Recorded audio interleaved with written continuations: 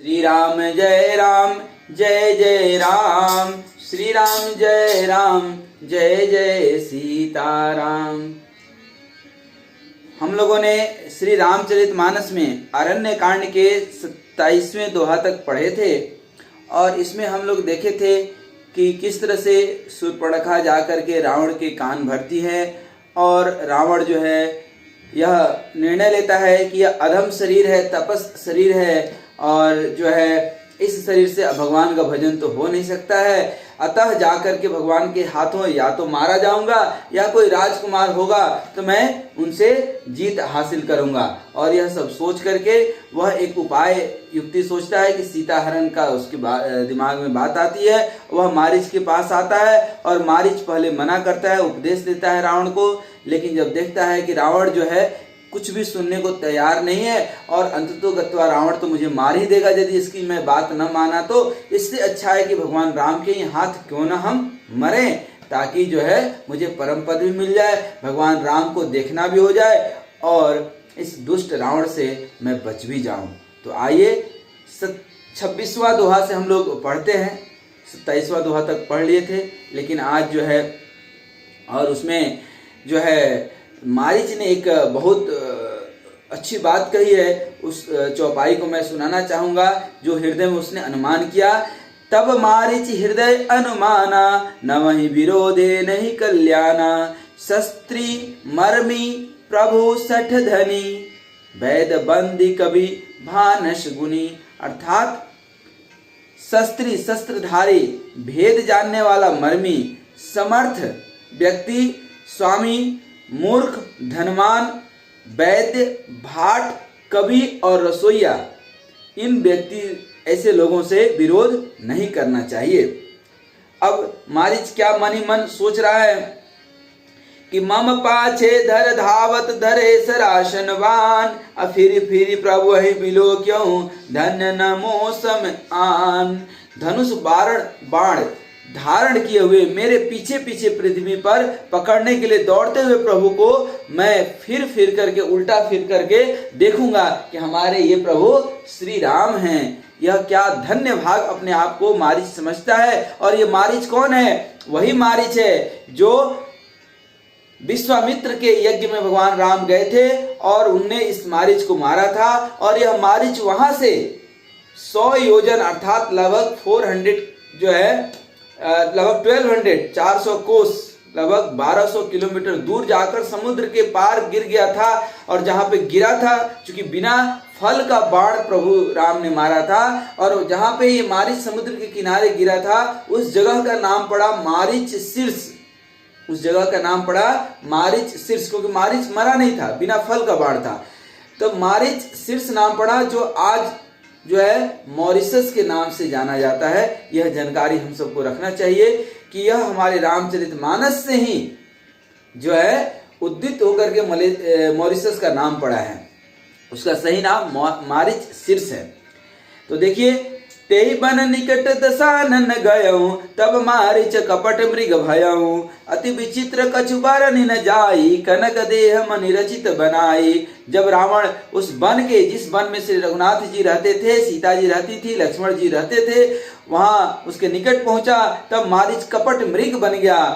वह अत्यंत ही विचित्र था, कुछ वर्णन नहीं किया जा सकता। सोने का मृग बन गया और मणियां जड़ लिया अपने शरीर पर। सीता परम रुचिर मृग देखा, अंग अंग सुमनोहर बेसा, सुनौ देव रघुवीर कृपाला, ए मृग कर अति सुंदर छाला। सीता जी ने उस परम सुंदर हिरण को देखा जिसके अंग अंग की छटा अत्यंत मनोहर थी, और वे जिद कर दी कि हे कृपालु रघुवीर, सुनिए, इस मृग की छाल बहुत ही सुंदर है। यह सीता जी भी जानती है कि सोने का मृग नहीं होता है, और भगवान राम भी जानते हैं सोने का मृग नहीं होता है, लेकिन फिर भी माया के परवश जो होनी हो के रहे अनहोनी ना होए, होनी को कोई काट न सके, जो लीलार पे ब्रह्म ने लिख दिया है उसको काटना मुश्किल है। तो देखिए यहाँ पे सीता जी ने जिद कर दी, सत्य संध प्रभु बधि करी एहि, आनौ चर्म कहति देहि, तब रघुपति जानत सब कारण, उठे हर्षि सुर काजु संवारन। जानकी जी ने कहा, हे सत्य प्रतिज्ञ प्रभु, इसको मारकर इसका चमड़ा ला दीजिए। तब श्री रघुनाथ जी मारीच के कपट मृग बनने का सब कारण जान लिया, क्योंकि वह तो सर्वज्ञ है और देवताओं का कार्य बनाने के लिए खुद हर्षित होकर के उठे। मृग बिलो की कटि परिकर बांधा, कर तल चाप रुचिर सर सांधा। प्रभु लक्ष्मण कहा समुझाई, फिरत विपिन निश्चर बहु भाई। हिरण को देखकर श्री रामचंद्र जी ने कमर में फेटा बांधा और हाथ में धनुष लेकर उस पर सुंदर बाण चढ़ाया। फिर प्रभु ने लक्ष्मण जी को समझाकर कहा, हे भाई, वन में बहुत से राक्षस फिरते हैं, इसलिए तुम अच्छे से यहाँ पे समझदारी पूर्वक रहो। सीता केरी करो रखवारे, बुद्धि विवेक बल समय विचारे।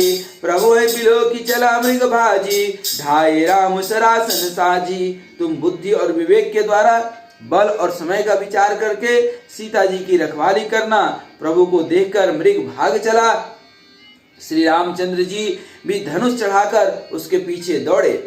निगम नेति शिव ध्यान न पावा, माया मृग पाछे सो धावा। कबहु निकट पुनि दूरी पराई, कबहु प्रकटई कबहु छपाई। वेद जिनके विषय में नेति नेति कहकर रह जाते हैं और शिव जी भी जिन्हें ध्यान में नहीं पाते हैं, अर्थात जो मन और वाणी से नितांत परे हैं, वे ही श्री राम जी माया से बने हुए मृग के पीछे दौड़ रहे हैं। वह कभी निकट आ जाता है, फिर कभी दूर भाग जाता है, कभी तो प्रकट हो जाता है और कभी छिप जाता है।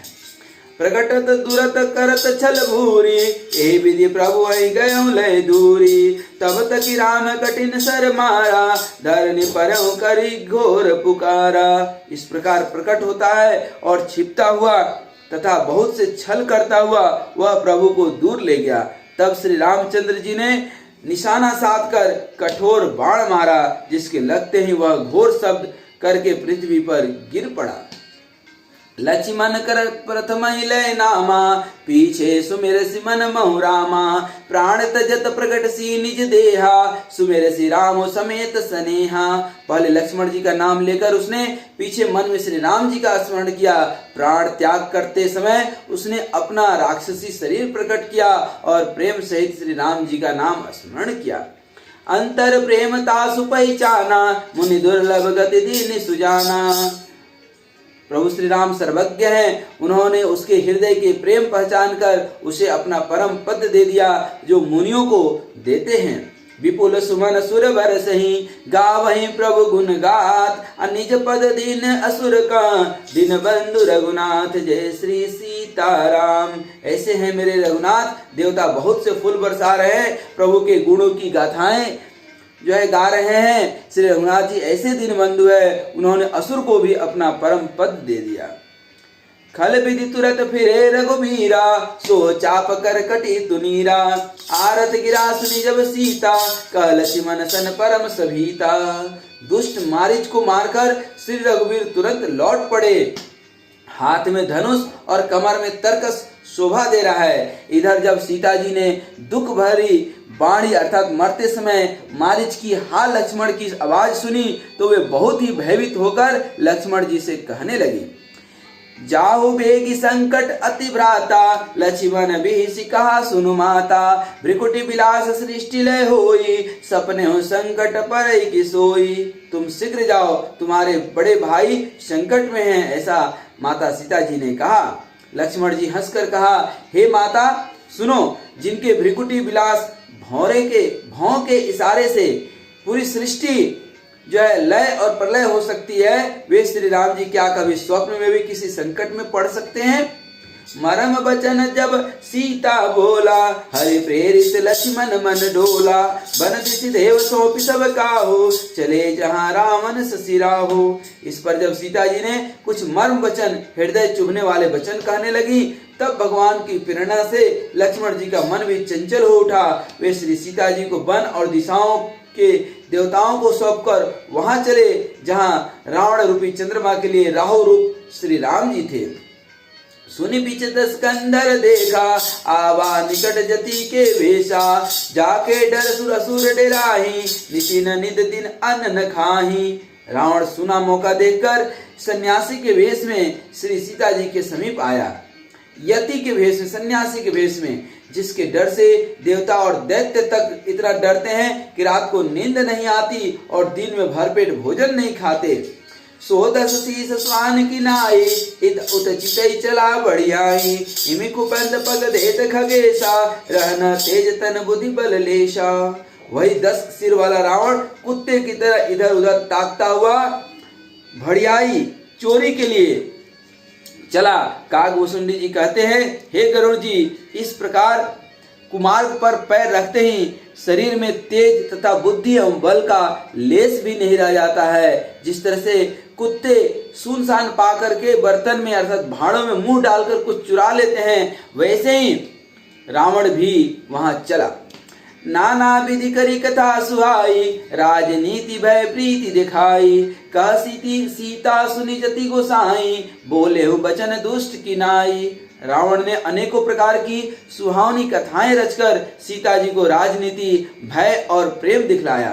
सीता जी ने कहा, ये हे अति गोसाई सुनो, यदि तुमने तो दुष्ट की तरह वचन कहे। तब रावण निज रूप दिखावा, भई सवै जब नाम सुनावा, कह सीता धरि धीर जुगाड़ा, आई गयो प्रभु रहो खल ठाढ़ा। तब रावण ने अपनी असली रूप दिखलाया और जब नाम सुनाया तब तो सीता जी भयभीत हो गई। उन्होंने गहरा धीरज धरकर कहा, अरे दुष्ट खड़ा तो रह, प्रभु आ गए।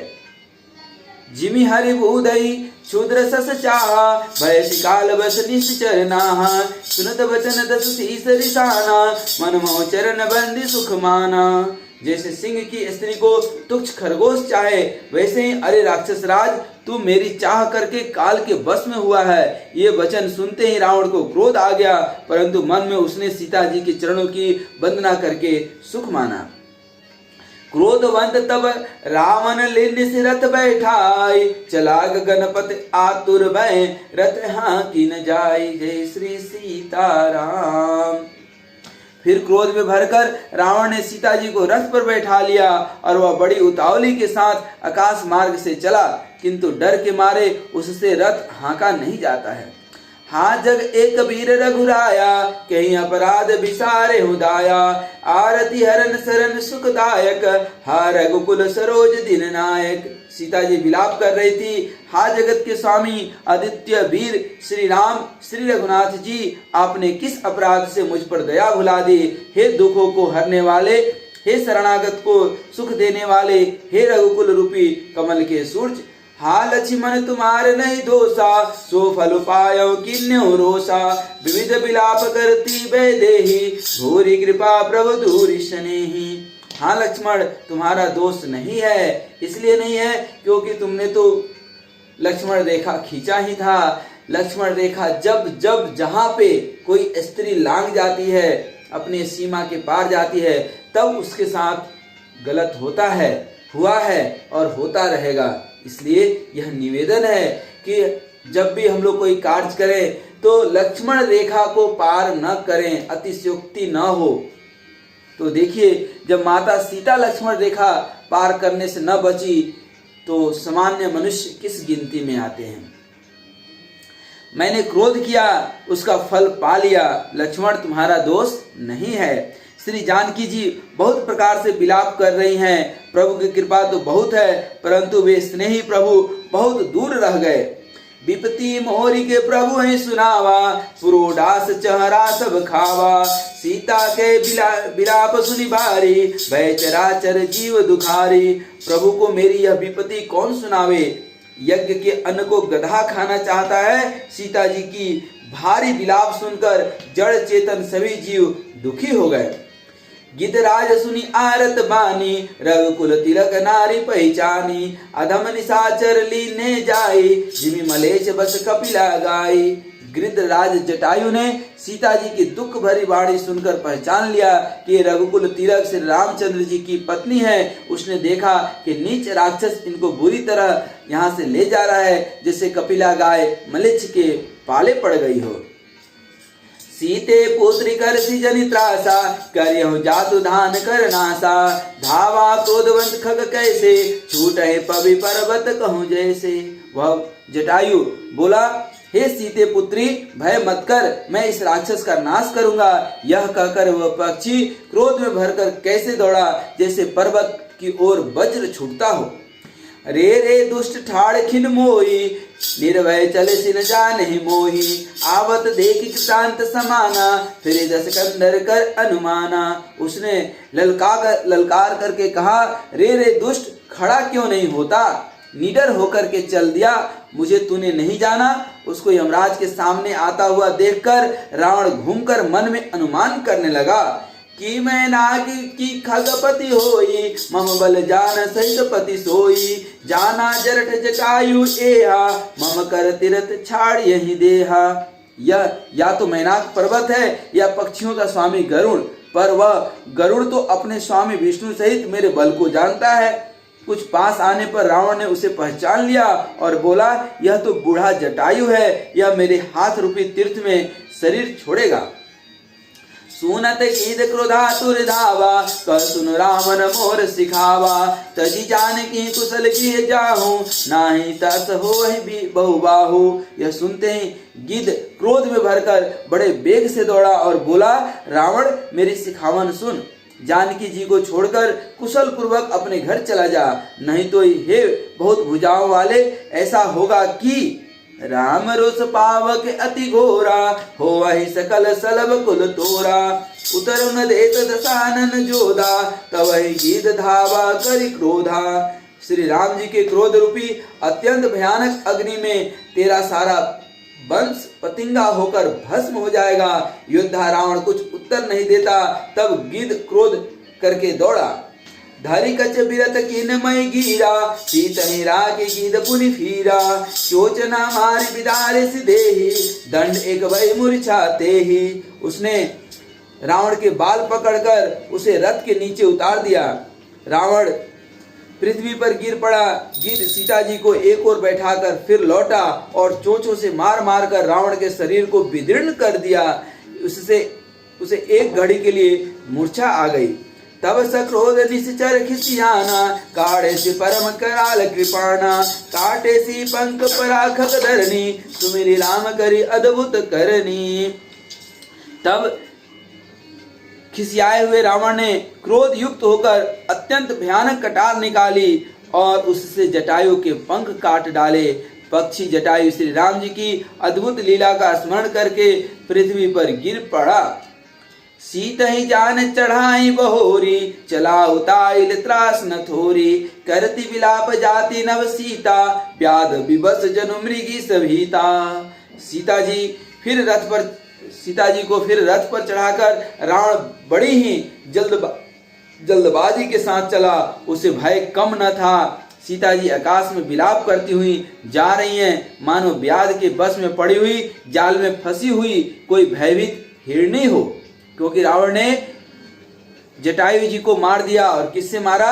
कृपाण से। कृपाण मतलब जिसमें दोनों तरफ, तलवार में एक तरफ धार होता है और कृपाण में दोनों तरफ, जहां में दोनों तरफ में किसी तरफ कृपा न हो उसी को कृपाण बोलते हैं।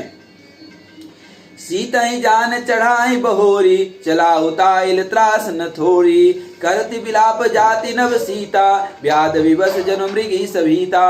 गिरि पर बैठे कपीन निहारी, कही हरि नाम दिन पट डारी। एहि विधि सीतहि सो लय गयो, बन अशोक मह राखत भयो।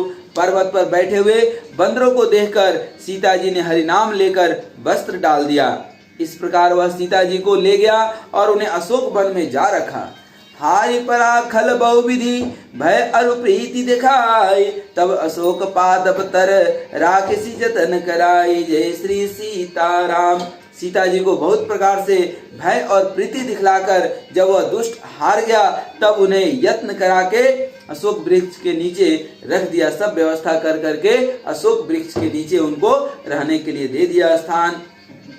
जय विधि कपट कुरंग सन, धाई चले श्री राम। सो छवि सीता राखी उर, रटती रहती हरि नाम। जिस प्रकार कपट मृग के साथ श्री राम जी दौड़ चले थे, उसी छवि को हृदय में रखकर वे हरि नाम, राम नाम रटती रहती हैं श्री सीता जी। रघुपति अनुजई आवत देखी, बाहिज चिंता कीन विशेषी।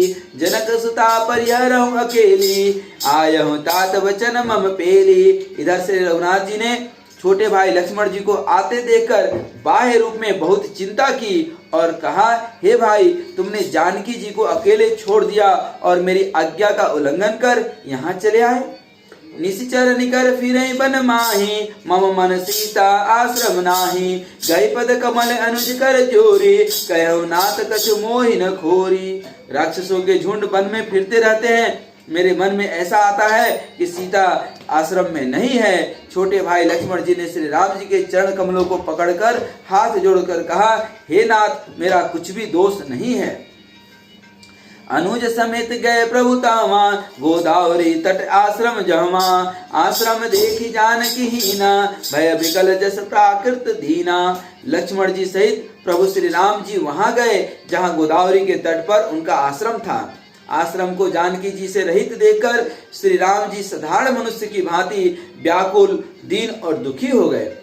हाँ गुण खान जानकी सीता, रूपशील व्रत नेम पुनीता। लक्ष्मण समुझाए बहु भांति, पूछत चले लता तरुपाती। वे विलाप करने लगे, हाँ गुणों की खान जानकी, हाँ रूपशील व्रत और नियमों में पवित्र सीते।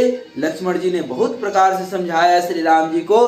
तब श्री राम जी लताओं और वृक्षों की पत्तियों से पूछने लगे और पूछते हुए चले, हे खग मृग हे मधुकर श्रेणी, तुम देखी सीता मृग नैनी। खंजन सुख कपोत मृग मीना, मधुप निकर कोकिला प्रवीणा। हे पक्षियों, हे पशुओं, हे भौरों की पक्तियों, तुमने कहीं मृग नैनी सीता को देखा है? खंजन, तोता, कबूतर, हिरन, मछली और भौरों का समूह, प्रवीण कोयल। कुंद कलि दाड़िम दामिनी, कमल शरद शशि अहि भामिनी। वरुण पास मनोज धनु हंसा, गज के हरि निज सुनत प्रशंसा। कुंदकली अनार, बिजली, कमल, शरद का चंद्रमा और नागिनी, वरुण का पास, कामदेव का धनुष, हंस, गज और सिंह, ये सब आज अपनी प्रशंसा सुन रहे हैं। श्रीफल कनक कदली हर साही, ने गुण संग सकुच मन माही। सुन जानकी तोहि बिनु आजू, हर से सकल पाई जनु राजू। बेल, सुवर्ण और केला हर्षित हो रहे हैं, इनके मन में जरा भी शंका और संकोच नहीं है। हे जानकी, सुनो, तुम्हारे बिना ये सब आज ऐसे हर्षित हैं मानो राज पा गए हों। अर्थात तुम्हारे अंगों के सामने ये सब तुच्छ, अपमानित और लज्जित थे। आज तुम्हें न देखकर ये अपनी शोभा के अभिमान में फूल रहे हैं। किमि सही जाते अनक तोहि पाही, प्रिया बेग प्रगट सी कस नाही। ए विधि खोजत बिलपत स्वामी, मनहु महाविरहि अति कामी। तुमसे यह अनक स्पर्धा कैसे सही जाती है? हे प्रिय, तुम शीघ्र ही प्रकट क्यों नहीं होती? इस प्रकार अनंत ब्रह्मांडों के अथवा महामहिमामयी स्वरूप शक्ति श्री सीता जी के स्वामी श्री राम जी सीता जी को खोजते हुए विलाप करते हैं, मानो कोई महाविरही और अत्यंत कामी पुरुष हो। पुरण काम राम सुख राशि, मनुज चरित कर अज अविनाशी। आगे परागिर पति देखा, सुमिरत राम चरण जिन रेखा। पूर्ण काम, आनंद की राशि, अजन्मा और अविनाशी श्री राम जी मनुष्य के जैसे चरित्र कर रहे हैं। आगे जाने पर उन्होंने गृध्रपति जटायु को पड़ा देखा। वह श्री राम जी के चरणों का स्मरण कर रहा था, जिनमें ध्वजा, पुलिस आदि की रेखाएं चिन्हित थी। कर सरोज सिर पर कृपा सिंधु रघुवीर, निरखी राम छवि धाम मुख, विगत भाई सब पीर। जय श्री सीताराम। कृपा सागर से रघुवीर ने अपने कर कमल से उसके सिर का स्पर्श किया, उसके सिर पर कर कमल फेर दिया। शोभा धाम श्री राम जी का परम सुंदर मुख देखकर उसकी सब पीड़ा चली गई। तब कह गीत बचन धरि धीरा, सुनहु राम भंजन भवीरा। नाथ दशानन गति कीने, ते खल जनक सुता हरि लिन्ही। तब धीरज धरकर गिद्ध ने यह वचन कहा, हे भव जन्म मृत्यु के भय का नाश करने वाले श्री राम जी, सुनिए। हे नाथ, रावण ने मेरी यह दशा की है और उसी दुष्ट ने जानकी जी को हर लिया है। लय दक्षिण दिशि गयो गोसाई, बिलपति अति कुररी की नाई। दरस लागी प्रभु राख्यं प्राणा, चलत चाहत अब कृपा निधाना।